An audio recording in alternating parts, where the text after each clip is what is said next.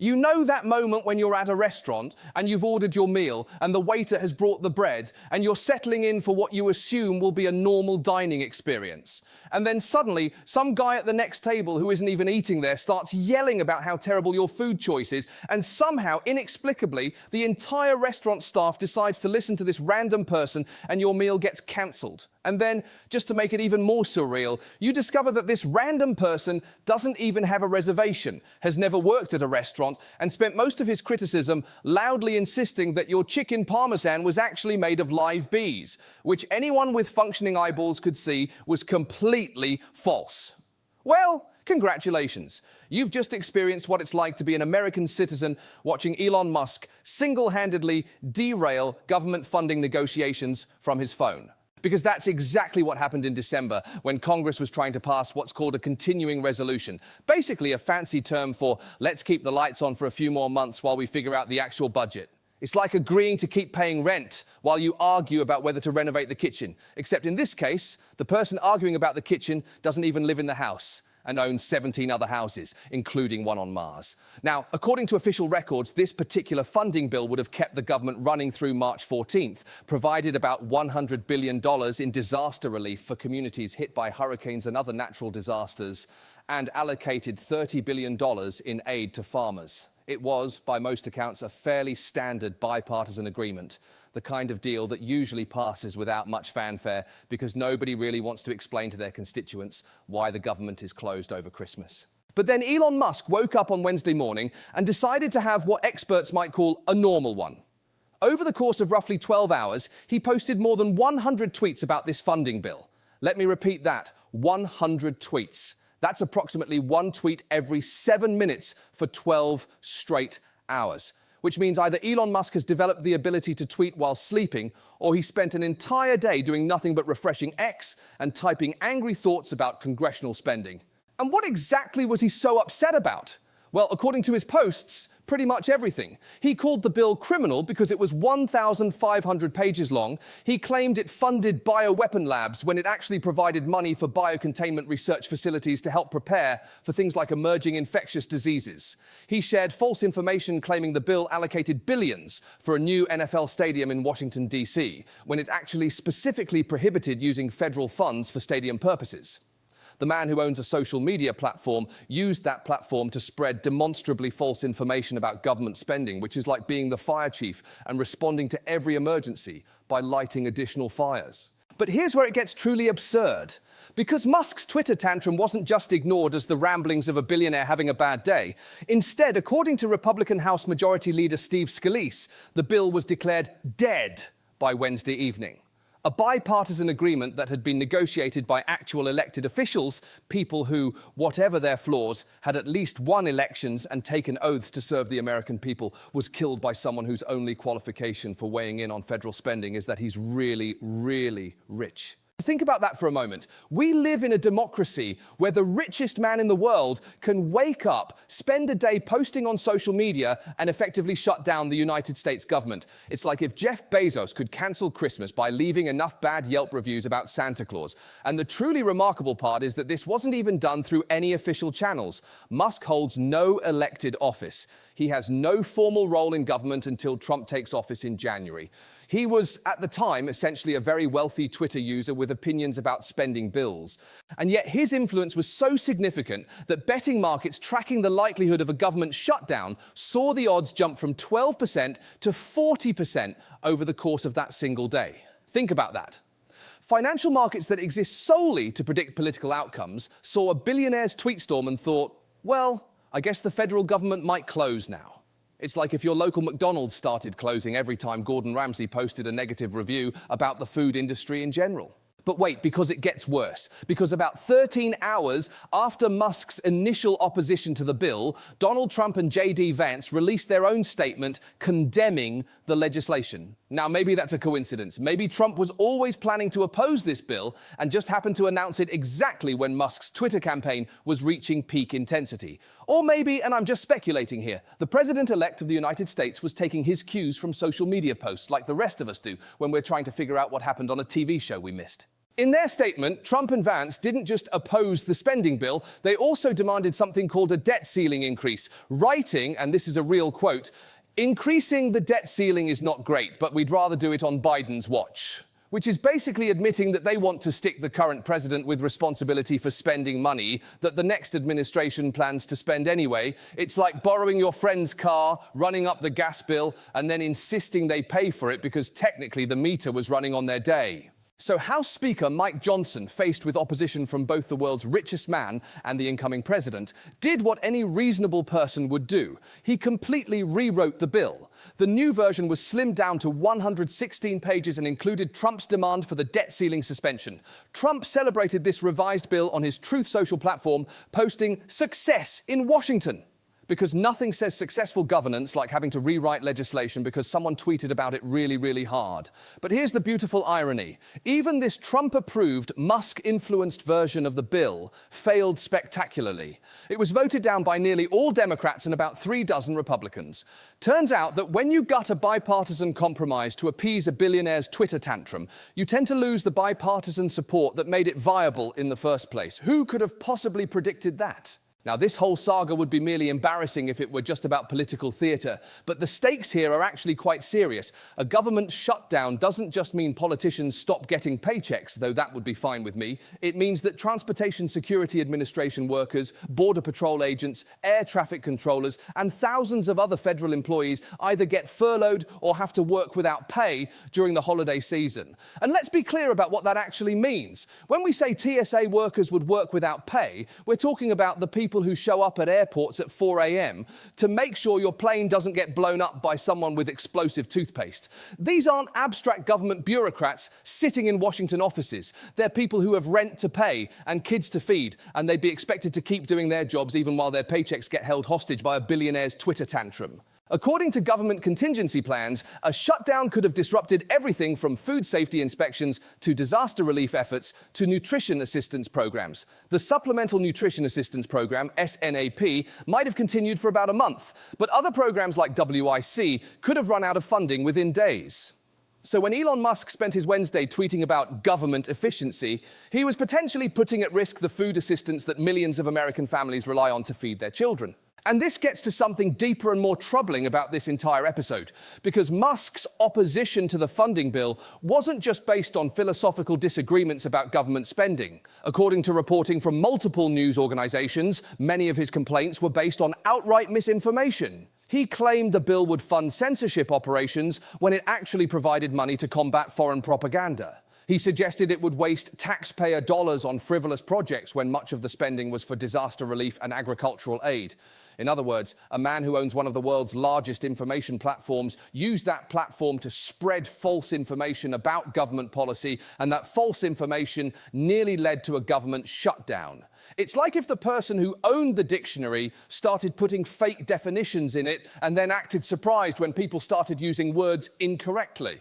But perhaps the most revealing aspect of this whole fiasco was how quickly it demonstrated the new power dynamics that will define American politics going forward. Because while Musk was tweeting up a storm about government waste, it's worth remembering that his companies have received billions of dollars in government contracts and subsidies.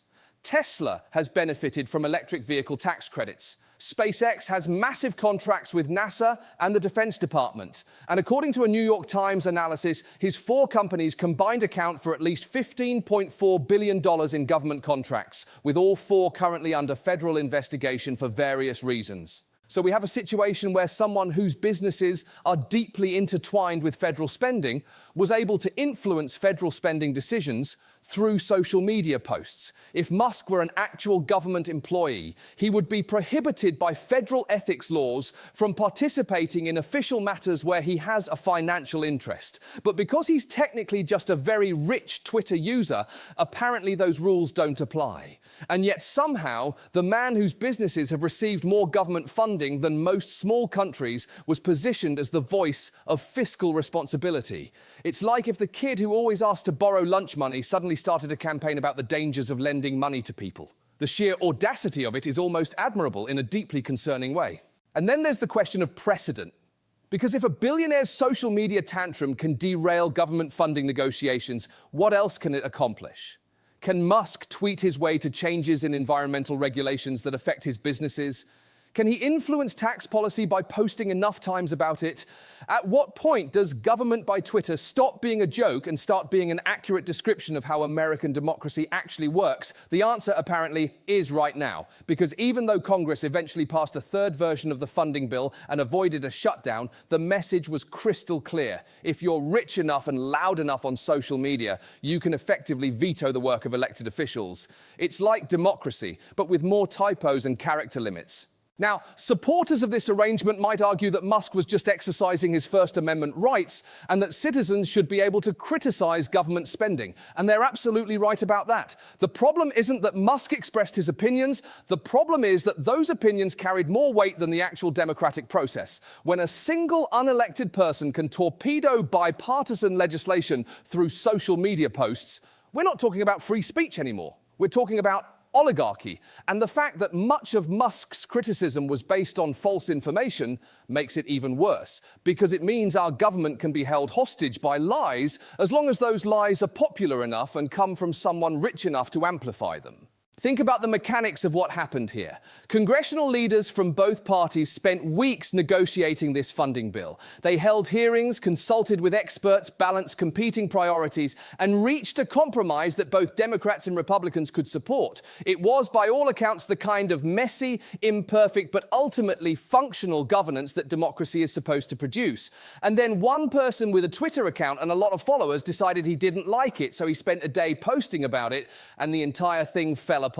It's like if someone could cancel your wedding by leaving enough negative comments on the venue's Yelp page. The scale of individual power versus institutional authority is completely out of whack. But here's what I find most disturbing about this whole episode: how quickly everyone just accepted it as normal. Republican lawmakers didn't push back against Musk's intervention. They didn't say, "Thanks for your input, but we're the ones who were elected to make these decisions." Instead, they fell in line behind his social media campaign as if it were official party policy. Democratic lawmakers mostly just complained about it, but didn't really challenge the underlying premise that a billionaire's tweets should carry this much weight. And the media largely covered it as a political story rather than what it actually was: a fundamental breakdown in democratic norms. Because that's what this represents. For the first time in American history, an unelected billionaire successfully used social media to override the legislative process. Not through lobbying, not through campaign contributions, not through any of the traditional ways that wealthy people influence politics, but through the sheer force of online engagement. It's like if democracy were a video game and someone just figured out a cheat code that lets them skip all the levels. And the most maddening part is that it worked. Not only did Musk successfully kill the original funding bill, he did it while spreading false information about what the bill actually contained. It's like if someone could get your favorite restaurant shut down by loudly insisting that they serve poisonous food, even though they actually just serve normal food that happens to be more expensive than some people would like. Now, Congress did eventually pass a funding bill and avoid a shutdown, but it was a different bill, crafted under the influence of Musk's intervention, and it took multiple attempts and last-minute negotiations to get it done. The final version was passed so close to the deadline that technically the government did shut down for about 38 minutes, though no one really noticed because it was in the middle of the night. But the precedent has been set. We now know that American governance can be disrupted by anyone with enough money, enough followers, and enough willingness to post false information on social media. It's like we've discovered that our entire political system has a delete button, and we've given the password to someone whose main qualification is that he builds rockets and makes memes. And this is just the beginning, because Musk is supposed to co-chair something called the Department of Government Efficiency when Trump takes office in January. It's not actually a department. It's more like an advisory committee with a catchy acronym, but it's supposed to recommend ways to cut government spending and reduce the federal workforce. So the man who just demonstrated that he can derail government funding through social media posts is about to be given an official role in determining what parts of the government should be cut. It's like putting someone in charge of writing the fire safety manual after they've proven they can burn down buildings just by complaining about them loudly enough. At this point, you might be wondering what any of this has to do with you. And honestly, that's probably the right question to be asking. Because while politicians and billionaires play these games with government funding, real people are affected by the outcomes. federal employees who don't know if they'll get paid during the holidays, farmers waiting for agricultural aid, communities still rebuilding from natural disasters who need federal assistance, small businesses that rely on government contracts. All of these people were potentially affected by one man's decision to spend a day posting angry tweets about a spending bill he clearly hadn't read carefully. And that's the real cost of this kind of governance by social media. It's not just that it's undemocratic, though it definitely is. It's not just that it's based on misinformation, though it clearly was. It's that it treats the basic functions of government like a game, where the rules can be changed by whoever is willing to post the most aggressively. The federal budget isn't a Twitter poll. Government funding isn't a crowdsourcing project. These are serious decisions that affect millions of people's lives, and they should be made through serious processes by people who are accountable to the voters, not by billionaires with smartphones and too much time on their hands. So what do we do about this? Well, the first step is probably acknowledging that this happened and that it represents a genuinely new and troubling development in American politics. We can't just shrug and say that's just how things work now, when a single person can derail the legislative process through social media manipulation. The second step is demanding better from our elected officials, because while Musk may have started this particular fire, it was Republican lawmakers who decided to let it burn down the bipartisan agreement they had negotiated. They had a choice between honoring their commitments to their colleagues and their constituents or following the lead of a billionaire's Twitter tantrum. And they chose the Twitter tantrum. That's not leadership. That's not governance. That's just weak people being pushed around by someone with more money and a bigger megaphone. And we should expect better from the people we elect to represent us. The next time your representative tries to justify their vote by saying, well, a billionaire posted about it on social media, maybe it's time to start looking for a new representative. Third, we need to start treating social media influence operations like what they actually are: attempts to manipulate democratic processes. When someone with millions of followers spreads false information to achieve political outcomes, that's not just expressing an opinion, that's using information warfare tactics against your own government. Finally, we need to have a serious conversation about the role of social media platforms in democratic decision-making. Because when the owner of a major platform can use that platform to spread false information and influence government policy, we're not just talking about free speech anymore. We're talking about a fundamental power imbalance that threatens the basic functioning of democratic institutions. I'm not saying we should regulate social media, though maybe we should, but I am saying we need to stop pretending that this is normal or acceptable. When a tweet can shut down the government, we've crossed a line from democracy into something else entirely. And whatever that something else is, it's not working for most of us. Because at the end of the day, this isn't really about government spending or debt ceilings or even Elon Musk specifically.